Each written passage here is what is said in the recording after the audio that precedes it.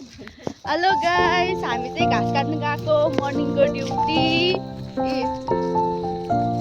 मर्निङको duty हाम्रो चाहिँ घाँस काट्न गएको।